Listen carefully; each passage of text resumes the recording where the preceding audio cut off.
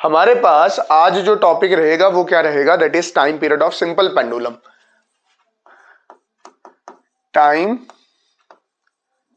Period of simple pendulum. अच्छा सुनना, ये जो टाइम पीरियड है ना सिंपल पेंडुलम का, ये पूरा क्वेश्चन आता है कि time period of simple pendulum निकालो आप, और इसके मार्क्स कितने रहते हैं, मार्क्स इसके रहते हैं 5, और ये किस में आता है, लॉन्ग आंसर में आता है। किस में आता है, लॉन्ग आंसर टाइप में ये सवाल आता है। पहले तो मुझे सिंपल पेंडुलम समझाना है। सिंपल पेंडुलम क्या होता है, देखना, सिंपल पेंडुलम, देखो कोई भी चीज जिसके साथ दागा लगा के लटका दो तो वो हमारे पास क्या बन जाता है, पेंडुलम बन जाता है। बात समझ है कि नहीं है। इस धागे को हम क्या बोलेंगे, स्ट्रिंग। इसको क्या बोलेंगे, स्ट्रिंग मतलब रस्सी, और नीचे जो ये बॉल है इसको क्या बोलते हैं, बॉब बोलते हैं। तो क्या बोलेंगे उसको, सिंपल पेंडुलम बोलेंगे। जैसे फॉर एग्जांपल ये मेरे पास धागा है और इस धागे को मैंने ये ऐसे लटका लिया है। बात समझना, ये बॉब है, ये स्ट्रिंग है, और ये मेरे पास क्या बन गया, सिंपल पेंडुलम बन गया। बात समझ आई कि नहीं आई। अब सिंपल पेंडुलम आपके सामने ये एक मोशन कर रहा है, और सिंपल पेंडुलम कौन सा मोशन करता है आप खुद देखो। ये कौन सा मोशन कर रहा है, ये ऐसे, ये वाला जो मोशन कर रहा है ये कौन सा मोशन कर रहा है, पीरियोडिक मोशन कर रहा है, मतलब अपने मोशन को बार बार रिपीट कर रहा है। समझ आया कि नहीं है। क्या आपने डे टू डे लाइफ में कोई सिंपल पेंडुलम देखा है? हाँ बिल्कुल देखा हुआ है आपने। झूले में किसी को झुलाया होगा, किसी बच्चे को झुलाया होगा, अपनी गर्लफ्रेंड को झुलाया होगा, किसी ना किसी को तो झुलाया होगा। उसी को क्या बोलते हैं, that is a simple pendulum. मतलब सिंपल झूला भी क्या बन जाता है, सिंपल पेंडुलम बन जाता है। और जो सिंपल पेंडुलम होता है, सिंपल पेंडुलम डस, सिंपल पेंडुलम कौन सा मोशन करता है, डस पीरियोडिक मोशन। कौन सा motion, periodic motion. Periodic motion का मतलब क्या हो गया, वो मोशन जो अपने आप को रिपीट कर रहा हो। जैसे बॉब इधर गया, फिर इधर आया, फिर इधर गया, फिर वापस इधर आया, फिर आपस से वही चीज क्या करेगा, रिपीट करेगा, तो पीरियोडिक मोशन करेगा। पीरियोडिक मोशन की एक क्या होती है, पीरियोडिक मोशन में एक टाइप होती है जिसको क्या बोलते हैं, ऑसिलेटरी मोशन। क्या बोलते हैं, ऑसिलेटरी मोशन। तो ये जो हमारा पेंडुलम होता है तो ये ऑसिलेट कर रहा होता है। ऑसिलेट का मतलब हो गया आगे एंड पीछे, टू एंड फोर्थ मोशन कर रहा होता है, मतलब कभी आगे जा रहा होता है कभी पीछे, ऐसे टू एंड फोर्थ मोशन को ऑसिलेटरी मोशन बोलते हैं। और एक ऐसा ऑसिलेटरी मोशन जिसमें फोर्स अपोजिट डायरेक्शन में हो डिस्प्लेसमेंट के, उसको बोलते हैं SHM या सिंपल हार्मोनिक मोशन। तो आप ध्यान से देखो, आपका जो पेंडुलम होता है ना, उसमें जो फोर्स होती है वो डिस्प्लेसमेंट के बिल्कुल अपोजिट डायरेक्शन में होती है। तो आपसे कोई पूछे कि सिंपल पेंडुलम कौन सा मोशन करता है, तो आप बिल्कुल अच्छे से जवाब देना कि वो पीरियोडिक मोशन करता है, उसमें ऑसिलेटरी मोशन करता है, और ऑसिलेटरी में वो सिंपल हार्मोनिक मोशन करता है। सिंपल हार्मोनिक मोशन क्यों करता है, ध्यान से देखो, इधर इधर देखना, ये मेरे पास पेंडुलम आ गया। देखो जब आपने इसको डिस्प्लेसमेंट इधर किया ना, इधर डिस्प्लेसमेंट, तो आप ध्यान से देखो तो इसकी डिस्प्लेसमेंट कहां है, इधर। डिस्प्लेसमेंट कहां है, इधर। तो इसको खींचने वाली फोर्स कहां है, इधर। मतलब अगर आप अच्छे से देखो तो आपका पेंडुलम गया इधर, तो आपने डिस्प्लेसमेंट कहां की, इसको इधर। डिस्प्लेसमेंट इधर, डिस्प्लेसमेंट की डायरेक्शन इधर है, इसको फोर्स कहां खींच रही है, फोर्स इसको इस तरफ खींच रही है। तो देखो फोर्स और डिस्प्लेसमेंट दोनों अपोजिट डायरेक्शन में है, इसलिए इस मोशन, ऑसिलेटरी मोशन को सिंपल हार्मोनिक मोशन कहते हैं। अच्छा एक बात तो मुझे क्लियर हो गई कि जब SHM होता है ना, सिंपल हार्मोनिक मोशन होता है, वहां पे जो फोर्स होती है वो डिस्प्लेसमेंट के अपोजिट डायरेक्शन में होती है। प्रोपोर्शनलिटी साइन हटेगा तो क्या आएगा, एक कांस्टेंट आएगा जिसको आप क्या बोलते हो, स्प्रिंग कांस्टेंट। क्या बोलते हो, spring constant. Force is equal to minus K into X, ये एक फोर्स, ये एसएचएम की क्या है, फोर्स है। जो एसएचएम कर रहा होता है उसकी फोर्स ये होती है, उसकी फोर्स क्या होती है, ये होती है। ये दिमाग में डाल लो, ये अपने दिमाग में डाल लो कि एसएचएम की फोर्स क्या होती है, F is equal to minus K into X होती है। ये दिमाग में डाल लो, डेरिवेशन से पहले ये करना बहुत ज्यादा इंपॉर्टेंट हो जाता है।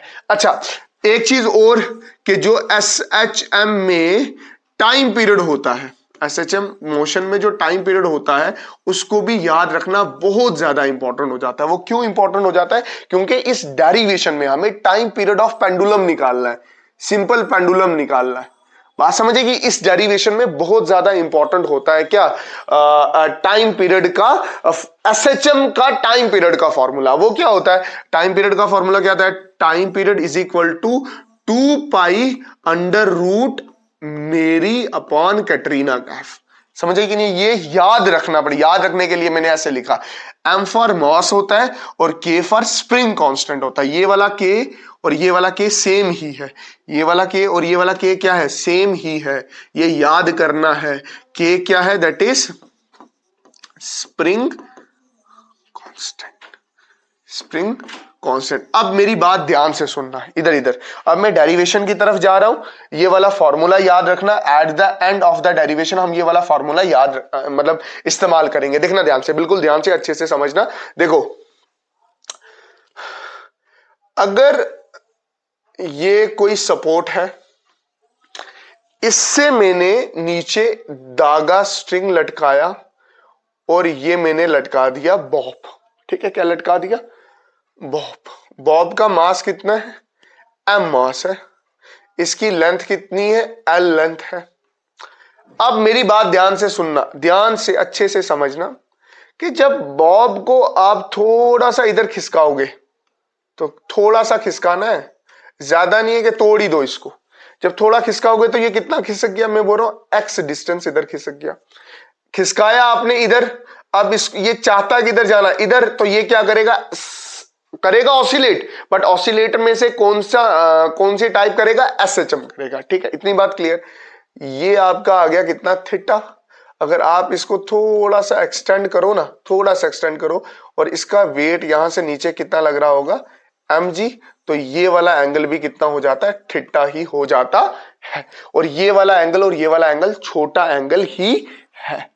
अब ध्यान से सुनना, ध्यान से अच्छे से समझना, दिमाग में एक एक चीज रखना। देखो, ये mg वेट है, वेक्टर है, इसके दो कंपोनेंट, थीटा वाली साइड क्या आ जाएगा, mg cos थीटा, जो बिल्कुल इसके टेंशन के बराबर होगा। mg साइन cos थीटा इसके टेंशन के बराबर होगा, धागे के अंदर जो टेंशन होगा। इसलिए ना बॉल ये इधर जाएगा, ना बॉल ये ऊपर जाएगा। समझ आया कि नहीं है? अब ध्यान से देखो, तो इसका एक फोर्स का कंपोनेंट होगा इधर। देखो, डिस्प्लेसमेंट का एरो इधर है ना, और फोर्स का कंपोनेंट इधर है। वो कितना है, that is mg sine theta. Oh my God, हमें फोर्स पता चल गई एसएचएम की, जो एसएचएम करवा रही है। और वो फोर्स क्या है, वो फोर्स है, फोर्स इज इक्वल टू, देखो नेगेटिव डायरेक्शन में क्या है, माइनस mg साइन थीटा। अच्छा, मुझे ये बताओ, आपने ये एंगल छोटा लिया के बड़ा, छोटा, तो थीटा क्या है, स्मॉल। तो फॉर स्मॉल साइन थीटा जो होता है वो किसके बराबर होता है, थीटा। तो थीटा किसके बराबर होता है, थीटा होता है आर्क अपॉन रेडियस। अगर आप 2 मिनट के लिए मानो कि ये पूरा सर्कल घूमेगा, क्या घूमेगा, पूरा सर्कल घूमेगा। समझ आया कि ना? तो थीटा किसके बराबर होगा, आर्क अपॉन रेडियस। तो इसका, इस थीटा की आर्क क्या हो जाएगी, ये आर्क होगी, एक्स होगा, और रेडियस कितना हो जाएगा, एल हो जाएगा। समझ आया कि नहीं आया? काम हो गया। फोर्स कितना है, force is equal to minus mg sine theta की जगह क्या लिखोगे, थीटा, और f is equal to minus mg theta की जगह क्या लिखोगे, x upon L, x upon L. इस एल को इधर चागा साथ छोड़ो, f is equal to minus mg, ये एल इधर। अब देखो x। अब जरा ध्यान से देखो, ध्यान से अच्छे से देखो, ये वाली फोर्स भी तो एसएचएम करवा रही है ना, ये वाली फोर्स भी एसएचएम ही करवा रही है, और हमें हमारे पास जो एसएचएम वाली फोर्स है F इज इक्वल टू जो एसएचएम वाली फोर्स है वो क्या है, that is minus K into x. तो ये भी तो फोर्स डिस्प्लेसमेंट की क्या आ गई, अपोजिट आ गई। अब यहां से कंपेयर करो, ये वाली वैल्यू किसके बराबर आ गई, K की बराबर आ गई नहीं आ गई। तो मतलब यहां से हमें पता क्या चला कि जो K की वैल्यू है वो कितनी आ गई, माइनस mg अपॉन L। मेरी बात सुन लो, डेरिवेशन में कुछ चीजें दिमाग में रखनी पड़ती हैं। मैं आपको पूरा लेक्चर नहीं डिलीवर कर रहा हूं, इसलिए मैंने आपको ये दो चीजें पहले ही बता दी हैं। समझ आएगी, तुमको समझ आना चाहिए कि ये पहली चीजें ही 10 दी हैं आपको, ठीक है ना। मैं लॉन्ग आंसर करवाने की आपको कोशिश कर रहा हूं जिसमें आपको पहले से ही कुछ चीजें पता होनी चाहिए। जैसे ये दो चीजें आपको पहले से ही दिमाग में होनी चाहिए। शॉर्टकट मारोगे तो कुछ ना कुछ तो याद करना ही पड़ेगा ना भैया, समझ आया कि नहीं आया। अब देखो ये K की वैल्यू आ गई। अब K की वैल्यू मुझे इधर ये कंपेयर किया दोनों फोर्सेस को, ये एसएचएम की फोर्स, ये अभी पता चला कि ये पेंडुलम में एसएचएम कौन करवा रहा, दोनों को कंपेयर किया, K की वैल्यू आ गई। अच्छा जी, ये तो माइनस इधर भी था इधर भी था, तो ये K की वैल्यू तो प्लस में ही होगी। अब मुझे इस एसएचएम के टाइम पीरियड में रखो। हमें पता है टाइम पीरियड ऑफ एसएचएम किसके बराबर होता है, 2 पाई अंडर रूट मेरी कटरीना कैफ। अब ध्यान से देखो, time period is equal to 2 pi under root मेरी मतलब एम के, और के की जगह मैं क्या लिख दूं, एम जी अपॉन एल। थोड़ा सा आगे मैं ड्राइव करूंगा इसको, ध्यान से अच्छे से समझना। इधर time period is equal to 2 pi under root, अब देखो ये एल आ जाएगा ऊपर, एल आ गया ऊपर, एम एल, और डिवाइडेड बाय क्या आ जाएगा, एम जी। एम से एम कैंसिल, तो टाइम पीरियड देखो upon 2 pi under root l upon g. अब मेरी बात एक चीज ध्यान में रखना कि टाइम पीरियड ऑफ एसएचएम क्या निकला, टाइम पीरियड ऑफ एसएचएम क्या है, that is T is equal to 2 pi under root M upon K. M for Mary, K for Katrina Kaif, M for mass, K for spring constant, and time period of the simple pendulum is T is equal to 2 pi under root L upon G. L for lota, G for glass, L for length of the string and G for glass। क्या time period of pendulum मास पे depend करता है ना। इधर आप पतला सा ball रखो तब भी वही टाइम पीरियड, चाहे मोटा हाथी लटका दो तब भी टाइम पीरियड क्या रहने वाला है, वही रहने वाला है। टाइम पीरियड कभी भी मास ऑफ द ऑब्जेक्ट पे डिपेंड नहीं करता। मैं इसी तरह से आपको लॉन्ग वीडियोस भी दूंगा, शॉर्ट वीडियोस भी दूंगा। आपने ये करना है कि पूरा क्वेश्चन क्वेश्चन जब भी समझ रहे हो पूरा ध्यान आप इधर रखो। मैं जो चीज बोल रहा हूं कि यार ये पीछे से लाया गया है, ये इसको आपको याद रखना पड़ेगा, तो वो चीजें आपको दिमाग में रखनी पड़ेंगी। सारी चीजें आप बोलो कि यार एकदम से आ जाएंगी, तो ऐसा कोई जुगाड़ नहीं है। कुछ ना कुछ बेस आपको याद रखना पड़ता है।